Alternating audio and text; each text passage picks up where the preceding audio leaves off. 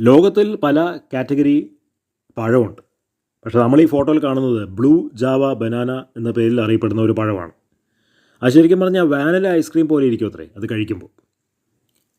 അപ്പോൾ അങ്ങനെയാണെങ്കിൽ നമ്മുടെ നാട്ടിൽ കിട്ടാത്തതായതുകൊണ്ട് അതൊന്ന് കഴിച്ചു നോക്കേണ്ടത് ആവശ്യമാണ്.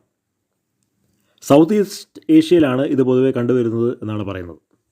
ഇത് കാണുമ്പോഴാണ് നമുക്ക് മനസ്സിലാവുന്നത് ലോകത്തിൽ ആയിരക്കണക്കിന് വെറൈറ്റി ഫലങ്ങളുണ്ട്. അപ്പോൾ ഇതിൻ്റെ തൊലി തന്നെ നമ്മൾ നോക്കുമ്പോൾ പർപ്പിൾ നിറത്തിലാണ്. നമ്മുടെ നാട്ടിൽ അങ്ങനെ പഴത്തിൻ്റെ നിറമൊന്നും പർപ്പിൾ നിറത്തിൽ ഇല്ല. കദളിപ്പഴം ചുവപ്പ് നിറത്തിലാണ് ഇരിക്കുന്നത്, ബാക്കിയുള്ള എല്ലാം മഞ്ഞ നിറത്തിലാണ്.